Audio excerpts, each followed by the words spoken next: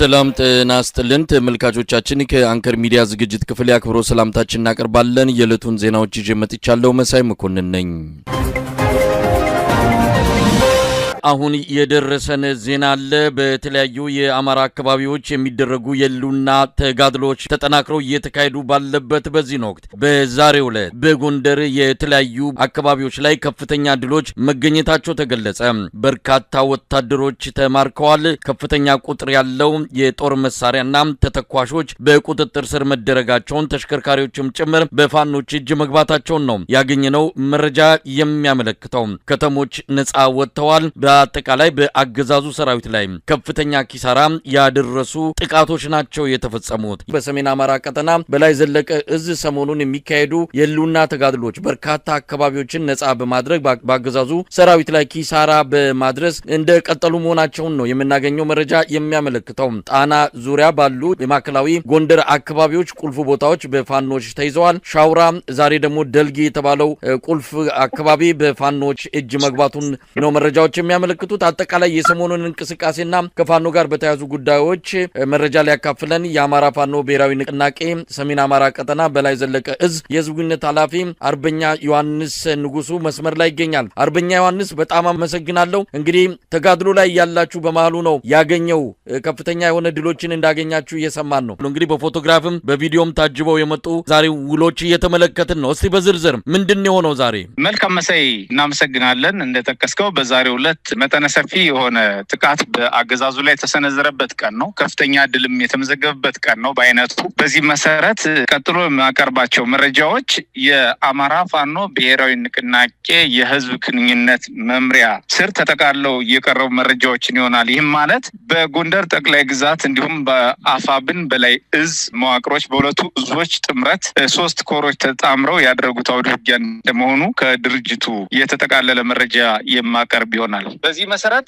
ዘመቻ አርበኛው ባንታባተ 2ኛ ዓመት መታሰቢያ ከራስ ጋይንት እስከ ደራ ሐሙሲት ሰፊ ቀጠና የሸፈነ አውደ ውጊያ ተደርጓል። በደቡብ ጎንደር ቀጠናና አዋሳኞች የሚንቀሳቀሱ የበላይ ዘለቀ እዝ፣ የጎንደር ጠቅላይ ግዛት እዝ እንዲሁም የምኒልክ ኮሮች በጋራ ቅደው ዛሬ አነጋግ ላይ የጀመሩት ውጊያ ጠላት በደቡብ ጎንደር ቀጠና ያሰማራውን ሰራዊት ሙሉ በሙሉ በመደምሰስና ሎጂስቲክሱን በመማረክ በድል መከናወን ተችሏል። ራስ ጋይንት ንፋስ መውጫ ከተማ በጉና በጌምድር ክምር ድንጋይ ከተማ በፋርጣው ጋሳኝ ከተማ እና በድራ ሐሙሲት ከተማ የተከማቸውን የጠላት ሰራዊት ነው እንግዲህ ቁሳቁስን እንዲሁም ሰራዊትን ኢላማ ባደረገ ሁኔታ አውደ ውጊያው የተደረገው። በተካሄደው ማጥቃት በሁሉም ከተሞች የነበረው የአገዛዙ ሰራዊት በሰራዊታችን ክንድ ፍርስርሱ ወጥቷል። በዚህም መሰረት ሜጀር ጀነራል ባንታባት 1ኛ ኮር ከባህር ዳር በ30 ኪሎ ሜትር ርቀት የምትገኘው ደራ ሐሙሲት ከተማን መወንጭት ሚካኤልና ይዘት ቦምባት የመሸገውን ያገዛዙ ሰራዊት ከደብረ ታቦር ከተማ በቅርብ ርቀት የምትገኘው ጋሳይ ከተማን አልፎ ወደ ክምር ድንጋይ ራስ ጋይንትና ሊያልፍ የነበረውን የአገዛዙ ሰራዊት በመምታትና በመበተን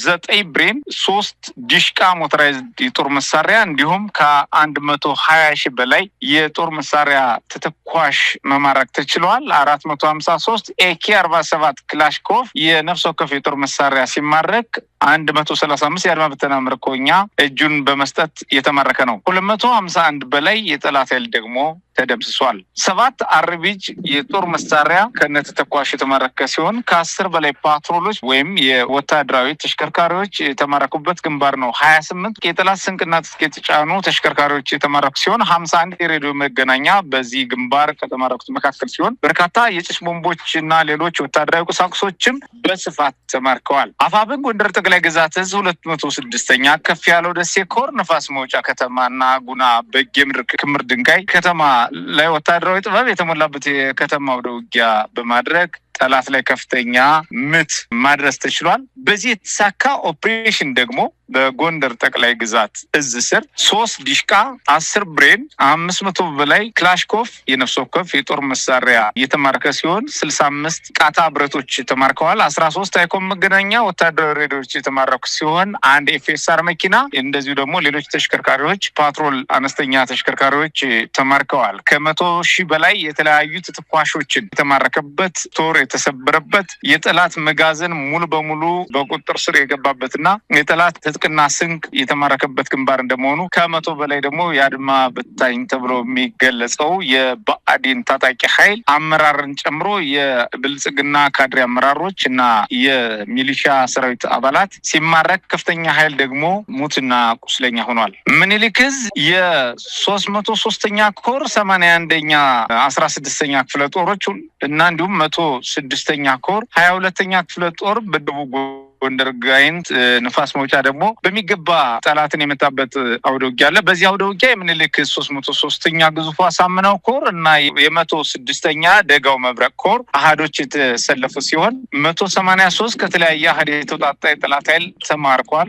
አንድ ብሬን 2468 የብሬን ተተኳሽ እንዲሁም 151 ክላሽንኮቭ የነፍስ ወከፍ የጦር መሳሪያዎች ተማርከዋል። 8780 የክላሽ ተተኳሽ እንዲሁም 267 የእጅ ቦምብ የተማረከበት ግንባር ነው። በርካታ የደረትና የወገብ ትጥቅ እንዲሁም ወታደራዊ አልባሳት የተማረከ ሲሆን ከ200 በላይ የአድማ ብተና ፖሊስና ሚሊሻ በተመሳሳይ እጅ ለመስጠት ፈቃደኛ ያልሆኑ ተደምስሰዋል። በአጠቃላይ ዛሬ መጋቢት 9 2018 ዓ.ም እስካሁን ድረስ በተካሄደ አውደ ውጊያ 6 ዲሽቃ ወይም ሞተራይዝድ ትጥቅ የተማረከ ሲሆን 20 ብሬን እንዲሁም 1104 ክላሽኮፍ የነፍስ ወከፍ የጦር መሳሪያ ተማርኳል። 15 ፓትሮል አነስተኛ ወታደራዊ ተሽከርካሪዎች የተማረኩ ሲሆን 29 በላይ ደግሞ ሌሎች ተሽከርካሪዎች ገዘፍ ያሉ ተሽከርካሪዎች እስከ ጭነታቸው ተመርከዋል። ከ500,000 በላይ ተተኳሾች የተማረኩበት እንደዚሁም ደግሞ 64 መገናኛ ሬዲዮዎች 65 አብራራው ወይም ቃታ ብረት የጦር መሳሪያ የተማረኩ ሲሆን ከ500 በላይ የእጅ ቦምቦች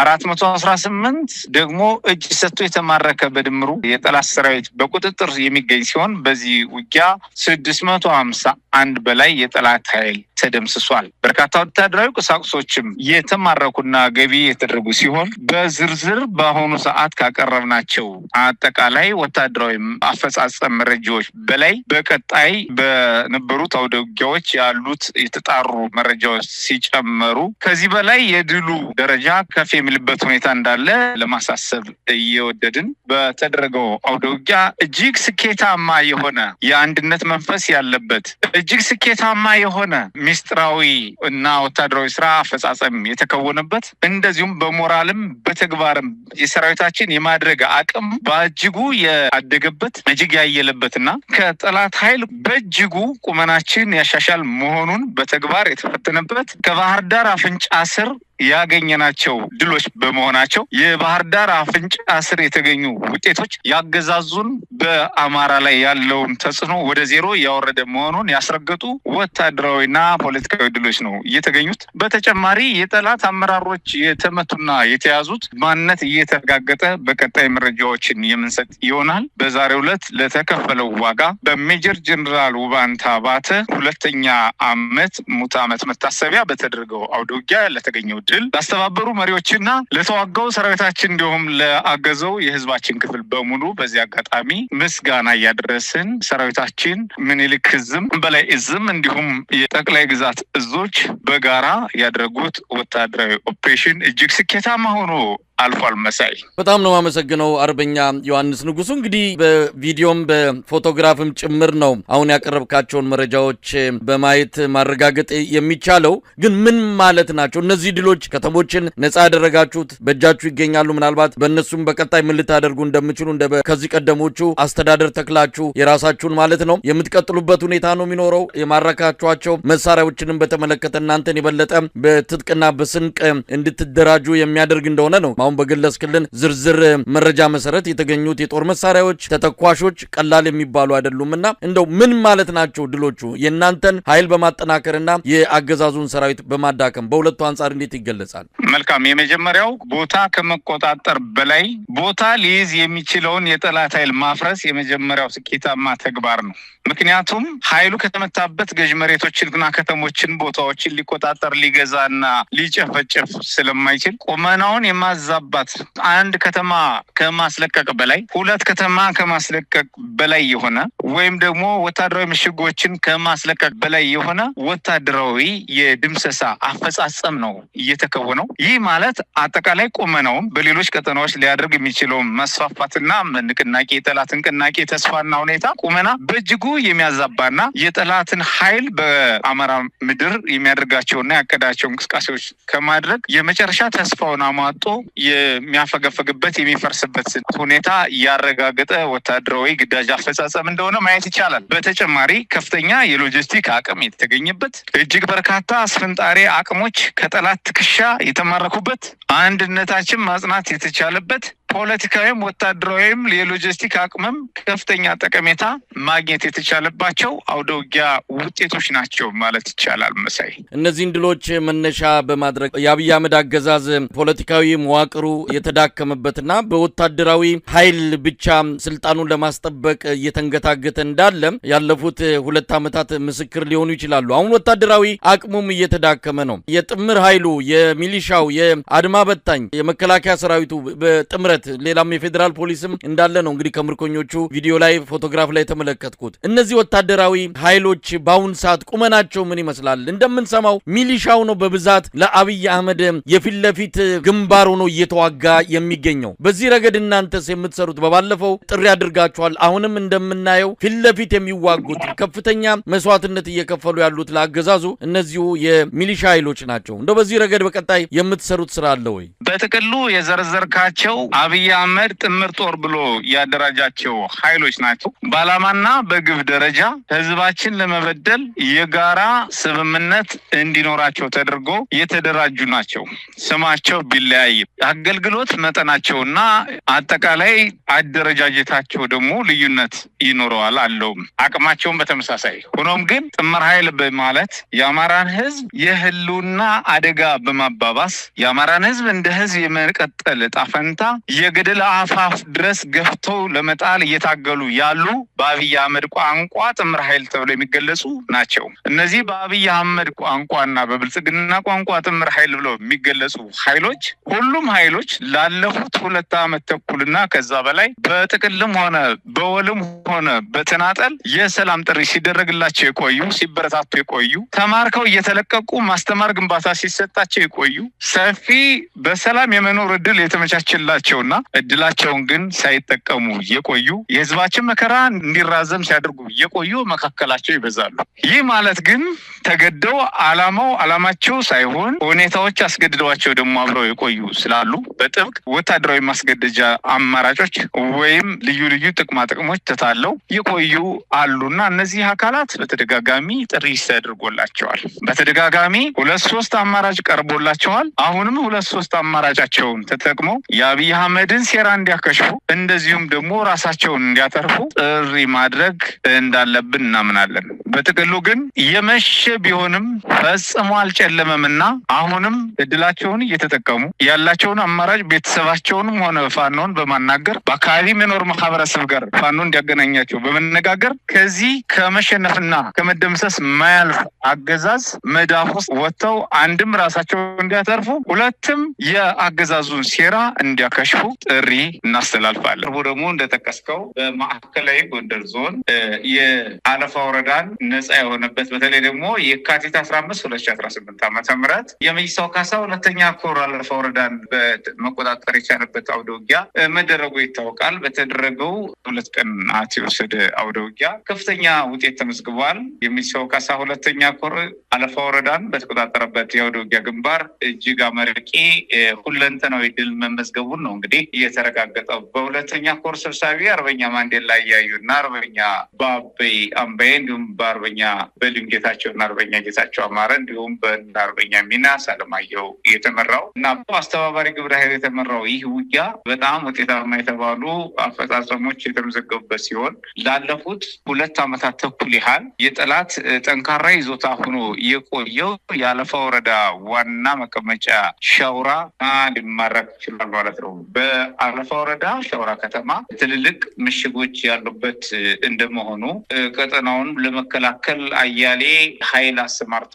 ሲከላከል የቆየበትና በአየር በምድር በድሮን እየተከላከለ እንደቆየ ይታወሳል። ሆኖም ግን የአየርና የምድር ጥቃት ተከላክሎ ማጥቃት የተቻለበት ሁኔታ ነው ያለው።